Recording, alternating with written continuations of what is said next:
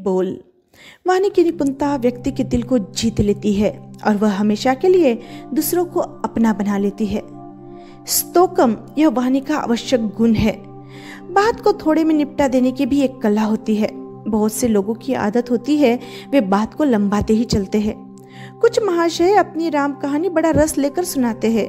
उन्हें पूछने भर की देर है, कहो कैसे हो, बस रामायण चालू हो जाएगी। आधा एक घंटा खा जाएंगे। पहले हमारे पिताजी वहां थे, यह व्यापार चला था, काफी आय थी, मेरी बहन का ऐसा विवाह किया, यह किया वो किया, फिर मुकदमेबाजी के चक्कर में फंस गए, सारी संपत्ति बर्बाद हो गई, अब तो मैं नौकरी करता हूँ। श्रोता उब जाता है, वह सोचता है कि जरा सी बात में सारी पुरखा पुराण छेड़ दी। ऐसे आदमियों से डर लगा रहता है, उनसे बच के निकलने की ही कोशिश रहती है, क्योंकि जानते हैं जरा कहीं सामना हुआ कि फिर जो रिकॉर्ड चली तो पूरे 1.5 घंटे के पहले बंद न होने की। पीछा छुड़ाना मुश्किल हो जाएगा, उसके पास दूसरा आदमी बैठना भी नहीं चाहेगा, जानता है सारे दिन में दिमाग चाट जाएगा।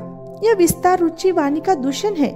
यद्यपि वक्ताओं के लिए विस्तार प्रियता आवश्यक गुण है, वह अपने विषय को जितना अधिक गहराई और विस्तार के साथ व्यक्त करता है, श्रोता के दिल और दिमाग में वह विषय अच्छी तरह फिट बैठ जाता है। यह प्रवचन की एक कला है, किंतु वहां भी यदि विस्तार सीमा के बाहर जा रहा है तो प्रवचन का रस समाप्त हो जाएगा और श्रोता उब जाएंगे। यूं तो प्रवचन में फिर भी विस्तार के लिए अवकाश रहता है, किंतु वार्तालाप में अधिक विस्तार वाणी के प्रभाव को समाप्त कर देता है।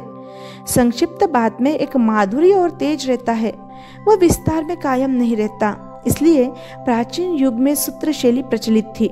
जो व्यक्ति अपनी बात को जितने संक्षिप्त रूप में व्यक्त कर सकता था वह उतना ही सम्माननीय माना जाता था। व्याकरण तो इतने संक्षिप्तता प्रिय होते थे कि सूत्र में से एक मात्रा भी कम हो सकती तो वे पुत्र जन्म से प्रसन्नता का अनुभव करते थे। इसलिए हमारी आगम ज्ञान धारा सूत्र शैली में ही निबद्ध है।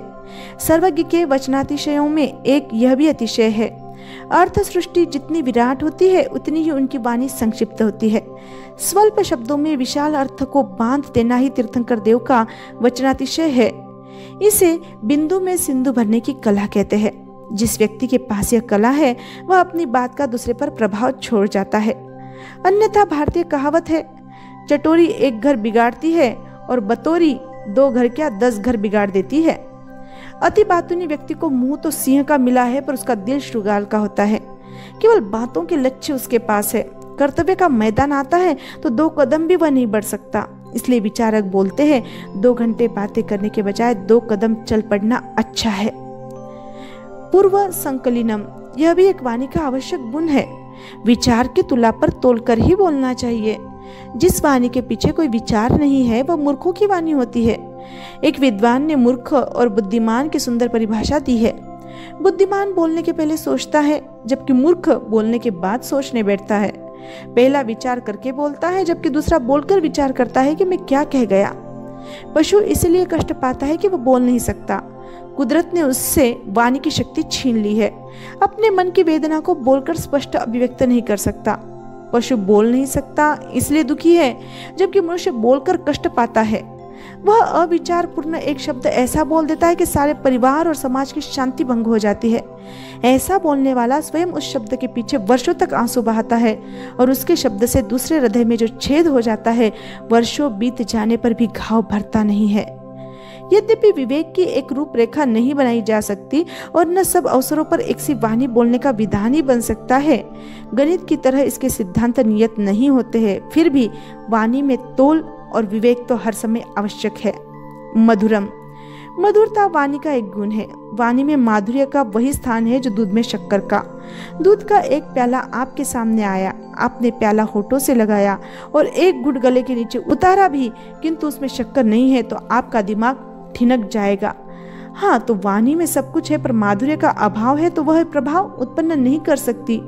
सत्य बात भी यदि कड़वे रूप में कह दी जाए तो दुनिया उसे खुश होकर ग्रहण नहीं करेगी। एक भाई जा रहा है, उसका रुमाल गिर पड़ा, दूसरे ने देखा तो कहा, अरे ओ, ऊंट की तरह ऊंचा मुंह करके क्या चला जा रहा है, तेरा रुमाल गिर पड़ा है। वह रुमाल उठाएगा जरूर, उसकी आंखों में कृतज्ञता न दिखाई देगी। रुमाल दिखाकर जिस सहज कृतज्ञता के आप अधिकारी थे वह आपको मिल न सकेगी, क्योंकि आपके शब्दों की रगड़ से उसका दिल तो पहले ही झुलस गया है। तो माधुर्य के अभाव में आप दूसरे से स्नेह और सद्भावना के अधिकारी नहीं हो सकते। आप सत्य बोले पर वह हितप्रद होना चाहिए। इसीलिए संस्कृत का कवि भी बोलता है, सत्यम ब्रूयात प्रियम ब्रूयात न ब्रूयात सत्यम प्रियम। आप सत्य बोले पर उस सत्य में वाणी की मिश्री घोलिए। मिश्री दूध में मिलकर उसके कण कण को मधुर बना देती है। इसी प्रकार हृदय की मधुरिमा वाणी में उतरती है तो वाणी प्रियतर बन जाती है। एक प्रश्न है, सत्य और प्रिय में से एक के चुनाव का प्रश्न सामने आए तो आप किसे चुनेंगे? मेरा अनुमान है आप सत्य को ही चुनेंगे, पर सत्य प्रिय के साथ हो। प्रियता रहित कोरा सत्य हमारे लिए ग्राह्य नहीं होगा। इसलिए भगवान महावीर स्वामी भी फरमाते हैं, कानम कानेत्ति नो वयेज। काने को काना कहने में सत्य तो साथ देता है पर उसमें माधुर्य नहीं है। अतः वितराग वाणी इस सत्य के लिए स्वतंत्रता नहीं देती। तो सत्य के साथ मधुरता आवश्यक है। मीठी वाणी स्वयं एक जिंदा जादू है। यह वह जादू है जिससे मानव आपकी ओर आकर्षित हो सकते हैं। यदि मुंह से गालियों के कोड़े बरसते हैं, अपमान और गुस्से के चाबुक चलते हैं, तो फिर दुश्मनी को ढूंढने जाने की भी आवश्यकता नहीं रहेगी। बोलिए, पर पहले बोलने की कला सीखिए। ऐसे तो जन्म के 2 वर्षों बाद ही आपकी माता ने आपको बोलना सिखाया है, पर आज बोलने की कला सीखिए। बोलिए, पर बोलने के पहले तोलिए। 90 तुले शब्द आपकी वाणी में आकर्षण पैदा करेंगे और ऐसी वाणी आपको संघर्षों से बचाएगी और आपकी वाणी में वह शक्ति आएगी कि आप अशांति में भी शांति का प्रवाह बहाएंगे। जय आनंद।